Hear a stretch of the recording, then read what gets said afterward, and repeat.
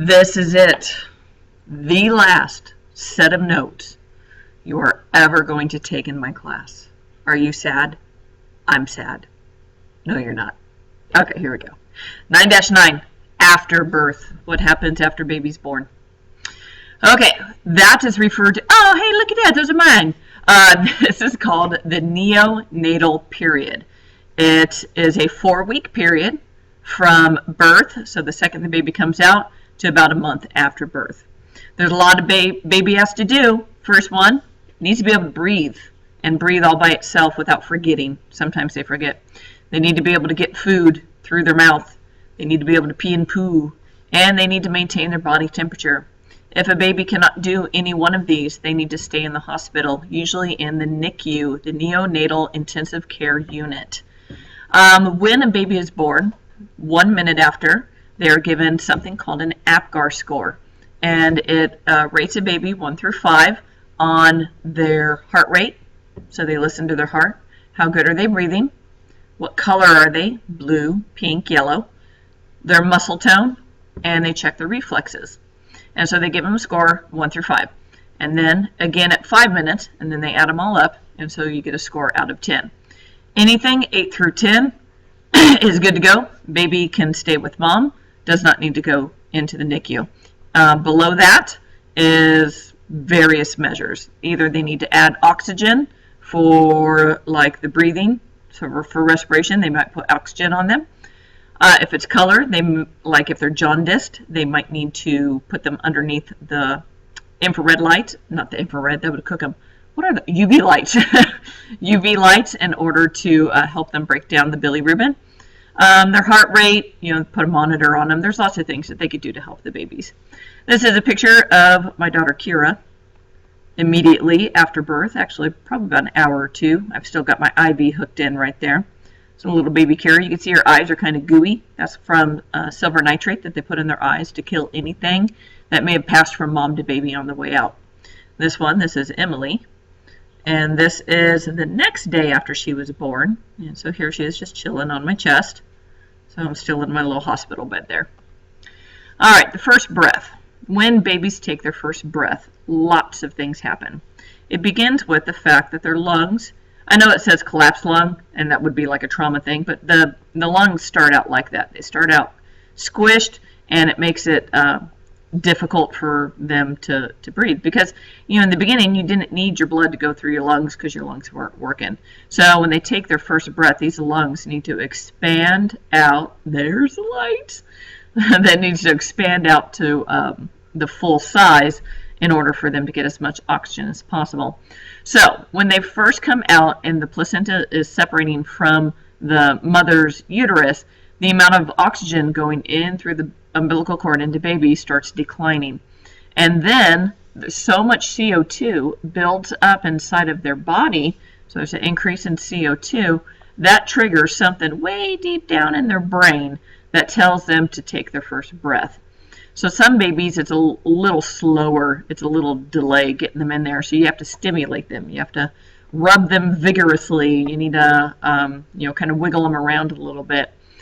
Suction stuff out of their nose and their mouth so that way they breathe. Sometimes we see the old cartoons that hold the baby upside down by their feet and spank them. Yeah, they don't really do that. But you do need to do stuff in order to get the baby to cry. Usually they do it all by themselves from the shock of being squeezed through a tiny tube, and then being cold, and the air and the light is usually enough to bug them enough to cry. So respiratory centers in the brain trigger their first breath. The lungs begin collapsed, and then they eventually expand them. And for the first 2 weeks of life, they breathe 40 times per minute, compared to a human, which is about 14 per minute. So you think your baby is hyperventilating, and it's not in a bad way. It is, because that increases the amount of oxygen going to their body, but it's not a bad type of hyperventilation. Okay, so remember all those things that they had inside of them that helped bypass the lungs? Well, they need to stop functioning now. So the umbilical blood vessels aren't needed anymore. So the umbilical cord, it gets clamped and cut, and so they're not doing anything anymore, which means there's no blood going back and forth from the placenta, so it falls out. Inside, because the blood right here goes down, and it doesn't go here anymore because it's chopped off. The blood eventually stops flowing, and these just kind of turn into ligaments and disappear in terms of carrying blood around. The umbilical vein, same thing. This one goes to the liver, and so there's nothing pushing blood in there, so this one shrivels up and turns into a ligament. The ductus venosus, which was sending blood to the inferior vena cava, is no longer needed, so it shuts down and turns into the, where is it? There it is, the round ligament and the ligamentum venosa, and also the falciform ligament as well. So all these little things are just going to turn into ligaments all over your body. The ductus arteriosus right here, that was the shunt between these two, are no longer needed because you want blood to go to your lungs. So that turns into the ligamentum arteriosum, which was that little thing that connects the two. And where's the third one? Oh, the foramen ovale, so the hole right here that it went back and forth. Well, that's no longer needed, so it shuts and becomes a fossa ovalis. So all these little modifications are no longer needed because you now want the blood to be forced into the lungs and back. And so if you had all these modifications, that wouldn't happen, and baby would die from a slow suffocation because of no oxygen getting to the rest of the body. So within 30 minutes after birth, all of these should be closed. If not, the baby can end up with something called a PDA, which is a patent ductus arteriosus. That is where this doesn't close, and so there's a lot of shuffling and blood around. And that can be easily surgically repaired by sticking basically a large wire up here into the heart, and then they fix it like that. Usually your baby just stays a little blue a little bit longer, but they can fix that really easy. Okay, then your baby hits the transitional period. That's about 6 to 8 hours after birth. It's very unstable, so they keep an eye on you and your baby very well. The nurses come in like every 15 minutes, half an hour, take your blood pressure, take baby's blood pressure, take baby's temperature. They want to make sure baby's okay because they want to make sure if anything goes wrong, they're ready to take care of it right away. But what's kind of cool is about 30 minutes after your baby's born, all of a sudden, they get very quiet. So they were crying and everything, and they get quiet and they start looking around and they start taking in their environment like, whoa, what is this new place? So this is not my baby, but here is a baby. And you can see the eyes are wide open and they're just looking around, checking things out. The heart rate and respiration rates start to increase a little bit. The body temperature falls, which is why they'll either put the baby underneath the heat lamp or they wrap it up in lots of towels. They put a hat on him so he doesn't lose heat through their little bald heads, and they want to try to make sure that the baby can stay warm. After a couple of days, the baby can start to maintain its own body temperature, but until then, it's up to you, mom, to make sure baby stays nice and warm. After a while, the activity slows down. Baby's going to just conk out for 3 hours. I mean, being squeezed out of that tube has got to be very tiring. So they conk out for a couple of hours, and then they wake up again, and all of a sudden, they're like, ooh, what's going on? Oh, hey, I'm still outside. And during this time, they gag a lot because as they're breathing, they're clearing out everything. So they're constantly like, and then so they give you a little nose sucker, and then you can suck everything out of the baby while they're awake. And then they sleep again until baby's hungry. And then once baby's hungry, then it's a never-ending cycle of baby sleeps, baby wakes up, they eat, they poo, you change your diaper, they sleep. They wake up because they're hungry, they eat, they poo, they sleep. And it just goes like that for a year. Lactation, this is where the fun begins. So the hormones inside of your body cause an increase in prolactin levels. And so for the first couple of days, you need to wait for these levels to get high enough. So until then, you produce something called colostrum. Colostrum is this weird yellowish fluid that has not a lot of sugar and no fat compared to regular milk. It contains lots of proteins, lots of vitamins, minerals, and antibodies. So for the first couple of days, baby pretty much survives off of their own fat that they stored while they were inside of you, which means that baby's going to lose a little bit of weight for the first couple of days, and that's completely normal. Once the prolactin levels start to stabilize, milk production is going to depend completely on mechanical stimulation of the nipples. Yeah. So the baby has to physically suck on the nipple to send a signal to the brain to make you make milk. So the more they suckle, the more milk you make. The more milk you make, the more they suckle. So that's positive reinforcement or positive feedback right there. Okay, and then once they start sucking, what eventually happens is this thing called the letdown reflex. And it's kind of funny because a lot of moms go in going, I haven't felt let down. They thought that when they feed their babies milk that they feel, oh, let down. But it's not. It means the floodgates are open and the milk is let down. It comes out.